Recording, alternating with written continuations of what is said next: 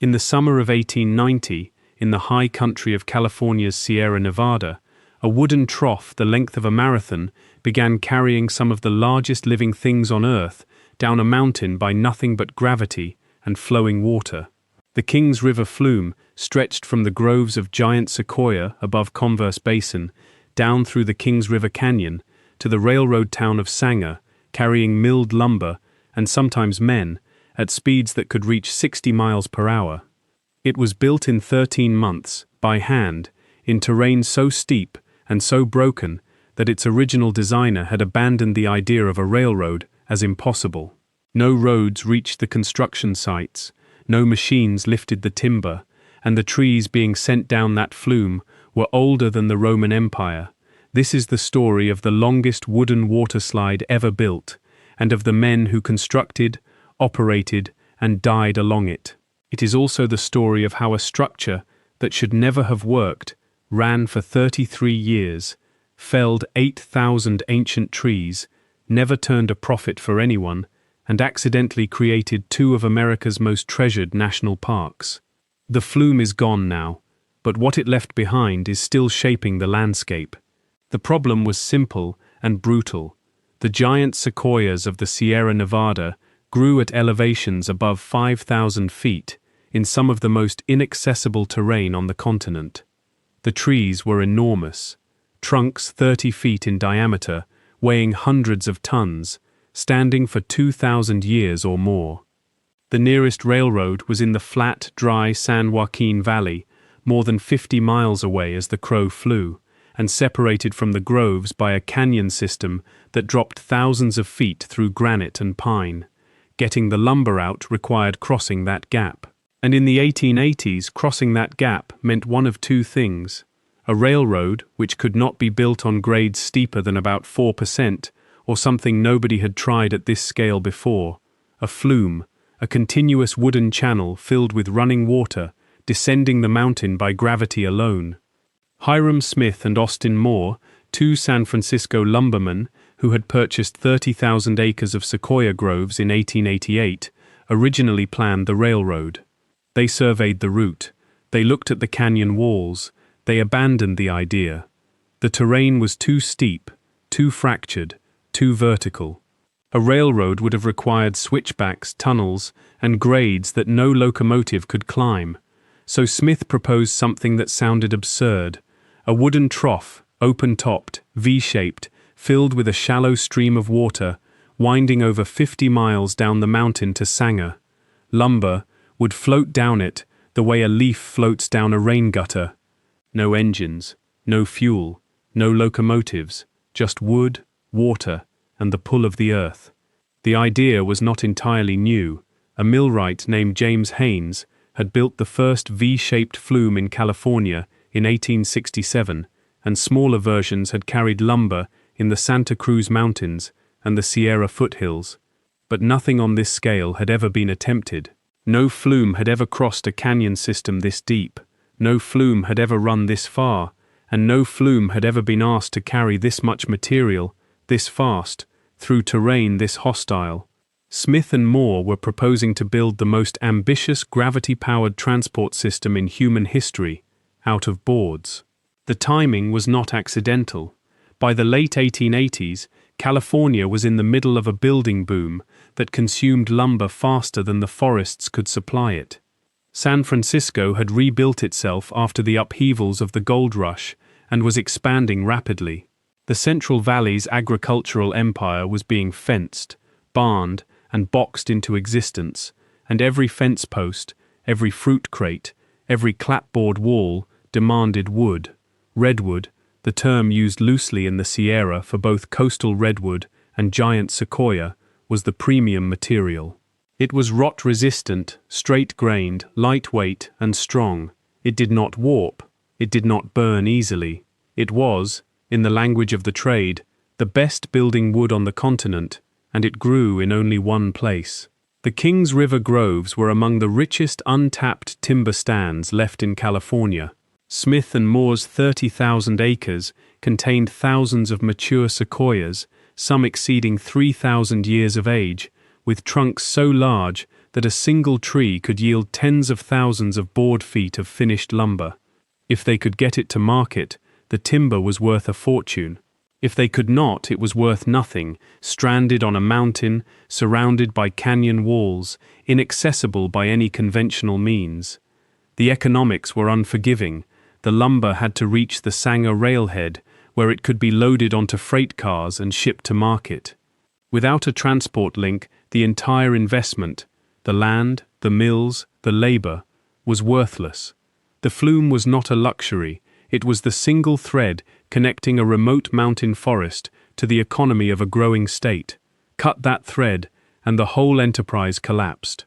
But building that thread would require solving a problem that no one had solved before: how to keep a wooden channel full of water, tight and stable, across miles of cliff face, through freezing winters and scorching summers, over gorges and along ridges, with nothing but hand tools and raw timber.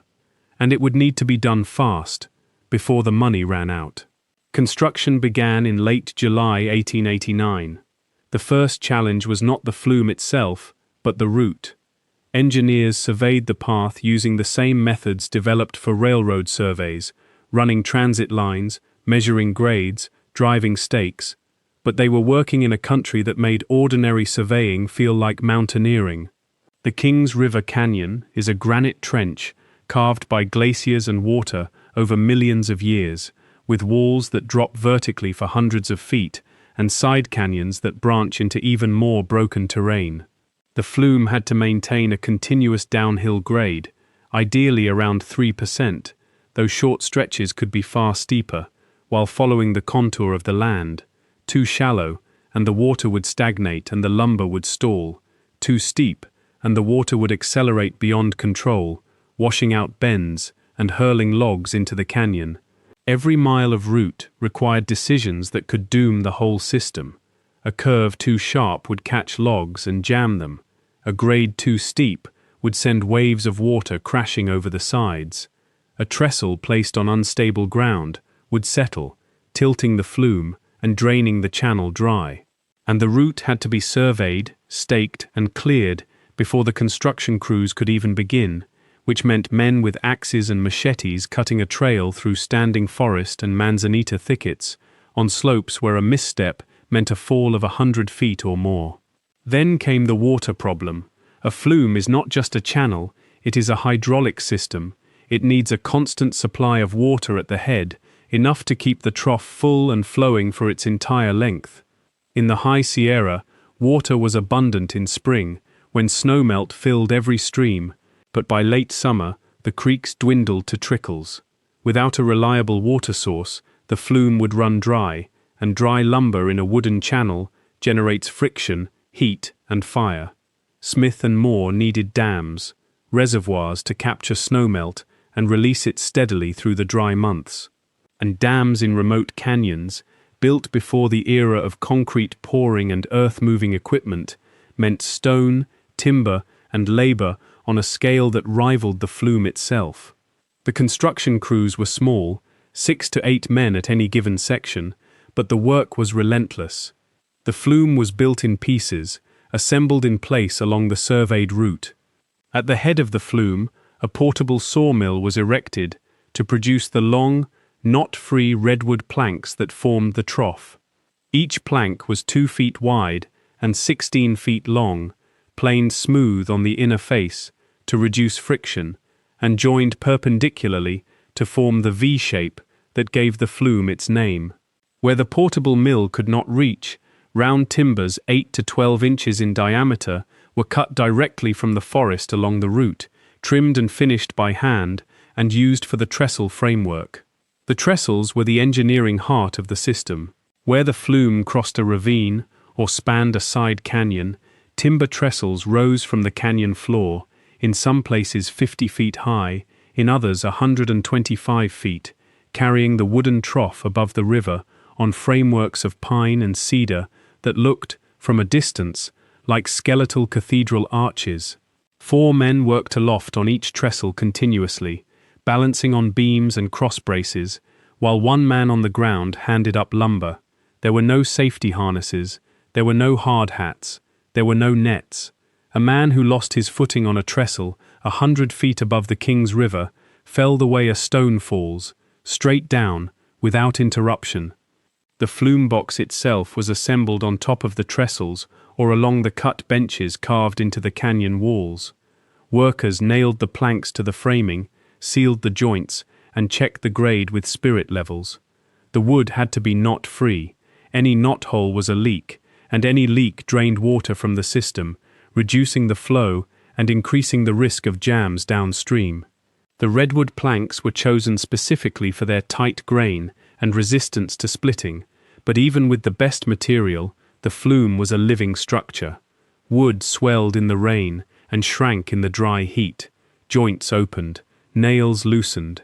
A flume that was watertight in May might be leaking at 50 points by August, and every leak, every sag, every loose plank had to be found and fixed by a man walking a narrow catwalk above a canyon, carrying tools and lumber on his back, miles from the nearest help. 13 months, over 50 miles of trough, hundreds of trestles, thousands of planks, all of it was built by hand, in terrain where every board, every beam, every nail had to be carried or hauled to its position by human labor or animal power. When the flume was completed on September 3, 1890, it was the longest wooden water transport system ever constructed, and it had been built faster than most railroads of comparable length. But the speed of construction concealed a truth that would haunt the operation for the next 3 decades. No one had ever tested a flume of this length. The longest previous flume had been a fraction of this distance. The Kings River Flume was an experiment scaled to the size of a small civilization, and the men who would operate it were about to discover that the mountain had opinions of its own. The men who built and operated the flume are nearly invisible in the historical record. We know their numbers: 300 in the logging camps and mills, another 200 in the planing mill, box factory, and drying yards at Sanger, but we do not know most of their names. They were the kind of workers who built the American West: immigrants, itinerant loggers, men who followed timber from one camp to another, sleeping in bunkhouses, eating at long tables, paid by the day. The work was seasonal, brutal, and dangerous in ways that modern occupational safety statistics cannot capture, because no one was counting. In the logging camps above the flume, men felled giant sequoias with cross-cut saws and axes, trees so large that a single trunk could take 2 men a full week to cut through. When the tree fell, it did not fall like an ordinary tree. A mature sequoia could weigh over 1,000,000 pounds. When it hit the ground, the impact shattered the wood. The butt, the base of the trunk, the most valuable section, burst into fragments, splinters and shards scattered across the forest floor. Loggers tried blasting the oversized sections with black powder to break them into manageable pieces, but the explosions damaged as much wood as they liberated. Of every tree felled, only about 1/5 of the wood ever reached the mill. The rest was waste, shattered, blasted, or too remote to recover. 8,000 ancient trees were cut down, and the vast majority of their wood never became lumber. It splintered on a mountainside. Along the flume itself, the danger was different, but no less lethal. The structure ran for miles along cliff faces and across trestles, and maintaining it required men to work on narrow catwalks above vertical drops. Falls were the leading cause of death and injury, men slipping from icy catwalks in winter, losing balance on wind-rocked trestles, or being knocked from their footing by a surging log. No comprehensive fatality records survive. The companies did not document the deaths of laborers with the care they gave to their financial ledgers, but the reports that do exist make clear that working on the flume was, in the language of one observer, exceedingly dangerous, and that the men who did it knew the risk every time they stepped onto the catwalk. Then there were the flume herders. These were the men who lived along the route, in small flume houses spaced miles apart, whose job was to monitor the flow of lumber and water, clear jams, and keep the system running. They worked alone or in pairs, in remote locations, communicating with the next station by light signals during the day and, later, by telephone lines strung along the flume. They carried a tool called a picaroon, a metal-tipped pole for hooking and directing logs, and they walked the catwalks in all weather, checking for leaks, loose planks and debris. When a jam formed, the water backed up behind it, rising in the V-shaped trough until the pressure lifted the jammed log free. That was the genius of the V-flume design. But when the jam broke, the released water surged forward in a wave, and any herder standing on a catwalk near the break had seconds to brace or be swept off his feet into the canyon below. And sometimes the herders did not walk, they rode. Flume boats, flat-bottomed craft built to fit inside the V-trough, were used to transport men and supplies up and down the flume when the lumber was not running. The ride was harrowing. On steep sections, the boat could reach 50 or 60 miles per hour, so fast that the water was pushed ahead of it, leaving the boat scraping on bare wood until it slammed to a halt. When the water caught up, it lifted the boat and launched it forward again. There were no brakes, there was no steering. The rider sat in a wooden box on a wooden trough on a trestle 100 feet above a river, and he went as fast as gravity could carry him. On one occasion, 2 men were thrown from a flume boat on a steep section. Their luggage continued down the flume to Sanger without them. They were the lucky ones. The flume worked. That was a miracle. But working and profiting are not the same thing, and from the beginning, the economics of the Kings River operation were built on a contradiction that no amount of engineering could resolve. The Panic of 1892, a national financial crisis that triggered a deep depression, hit the operation before the sawdust had settled. Lumber prices collapsed. Demand stalled. The Kings River Lumber Company went bankrupt within 2 years of opening the flume. Smith and Moore reorganized as the Sanger Lumber Company, negotiated loans, and struggled on. In 1895, the creditors foreclosed. The lower mill was shut down. The operation limped forward, cutting deeper into Converse Basin, where the largest and oldest trees stood. What followed was the most destructive phase of the entire venture. Desperate to generate revenue, the loggers moved into the heart of the sequoia groves and began felling trees that had stood since before the birth of Christ. The waste was staggering. The trees shattered when they fell. The black powder blasts destroyed more wood than they saved.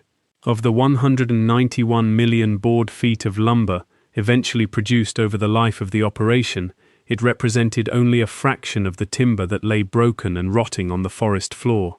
The flume carried the survivors, the planks and beams that had withstood the fall, down the mountain. Everything else was abandoned where it lay. The operation was, in a very literal sense, destroying its own product as it extracted it, and the flume that was supposed to make the venture profitable was instead carrying the remnants of a catastrophe. In 1905, the operation was sold to Thomas Hume and Ira Bennett, lumbermen from Michigan who saw an opportunity in the wreckage. They renamed the company Hume Bennett and invested heavily. They hired an engineer named John Eastwood to build a dam on 10 Mile Creek, creating a reservoir, Hume Lake, that would provide a reliable water supply for the flume's upper reaches. Eastwood's dam was a marvel, 677 feet long, the first multiple-arch concrete dam ever built, constructed with 2,207 cubic yards of concrete and 8 miles of steel cable. It still stands today, more than a century later. They extended the flume 17 miles uphill to reach the new mill at Hume Lake, bringing the total system to over 70 miles, the longest log flume ever built, by a wide margin. The scale was now almost incomprehensible. A wooden channel, built by hand, longer than the distance from London to Oxford, winding through one of the deepest canyons in North America, carrying the remains of 2,000-year-old trees down to a railroad depot in the valley below. But the fundamental problem had not changed. The timber was expensive to extract, wasteful to process, and difficult to sell at a profit. The Hume Bennett Company, like its predecessors, never turned a profit. In 1917, A fire destroyed the mills at Hume Lake. The company went bankrupt again, was reorganized again, and struggled on for another decade under the Sanger Lumber Company name. Then Thomas Hume died. Then, in 1926, a massive forest fire roared through the Kings River Canyon and destroyed more than 6 miles of flume in the most remote section of the route, the section that was hardest to rebuild, farthest from any supply line, most expensive to repair. That was the end. George Hume, Thomas's son, sold the equipment for $20,000 in 1927. The flume never ran again. Not one of the lumber barons who invested in the Kings River operation over its 38-year history ever made a profit. Not Smith, not Moore, not Hume, not Bennett. The longest wooden water slide ever built, the most ambitious gravity transport system ever attempted, the flume that carried the remains of 8,000 ancient trees down a mountain, it was, from a financial perspective, a complete failure. The engineering worked. Economics never did. If you want more stories about the forgotten engineering that built the modern world, subscribe now, because what came next is the part no one saw coming. Because to call it a failure is to miss what the flume actually accomplished. For 33 years, from 1890 to 1923, the Kings River Flume moved millions of board feet of lumber from elevations above 6,000 feet down to the San Joaquin Valley floor. It did so without locomotives, without fuel, without electricity, and without any power source other than gravity and water. It was, by any engineering measure, a triumph, a wooden structure, built by hand, that outperformed railroads in terrain where railroads could not go. The V-shaped trough design was the key. When 2 logs jammed against each other in the flume, the water behind them rose, lifting the logs into the wider upper portion of the V until they floated free and continued downstream. The flume, in effect, cleared its own jams. This was not an accident. James Haynes had designed the V-flume specifically for this purpose in 1867, and the Kings River engineers had adopted it because they knew, or gambled, that a 50-mile wooden channel through mountain terrain would jam constantly, and that sending men to clear every obstruction by hand would be impossible across that distance. The V-shape was not just a structural choice, it was an admission that the system would fail, and a built-in mechanism for recovering from that failure automatically. And it worked. The flume carried lumber, it carried men, it carried supplies uphill on return trips, hauled by cable systems at the stations. It ran through blizzards and heat waves, through the flood years and the drought years, through 3 corporate bankruptcies and a national depression. It ran until the trees were gone, and the money was gone, and the fire came and burned the most inaccessible section to the ground. The flume did not fail, the forest did. The Kings River Flume and the logging operation it served left a paradox as its deepest legacy. The venture that cut down 8,000 giant sequoias, trees that had survived fire, drought, and 2 millennia of natural catastrophe, also opened the Kings River Canyon to the outside world for the first time. The flume route, the logging roads, the mills, and the dam all carved infrastructure into wilderness that had been virtually untouched, and when the logging companies finally collapsed, the land they had devastated became available. In 1935, George Hume sold the remaining 20,000 acres, including Converse Basin and the surrounding forests, to the United States Forest Service for incorporation into what is now the Sequoia National Forest and, ultimately, Kings Canyon National Park.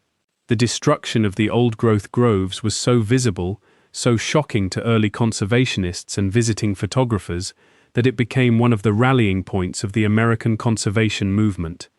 The stumps of the felled sequoias, some still standing as hollow shells, some as charred reminders, some as vast platforms 30 feet across, became monuments to what had been lost, and the land around them, protected by federal designation, grew back. Not the ancient trees, those take 2,000 years to replace, but the forest, the watershed, the canyon, the river, The flume, by destroying the very resource it was built to exploit, became the instrument of the forest's preservation. It is one of the cruelest and most productive ironies in American environmental history. The most destructive logging operation in the Sierra Nevada created the political and geographic conditions for one of the most important conservation victories of the 20th century. Today, if you drive into Kings Canyon National Park on Highway 180, you are following, for much of its length, the general corridor of the old Flume route.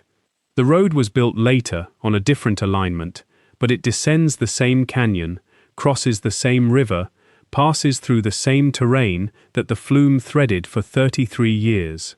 In places, the rotting stubs of trestle pilings can still be found in the undergrowth along the Kings River, cedar and pine posts, driven into the canyon floor a century ago, now moss-covered and crumbling back into the soil they were cut from.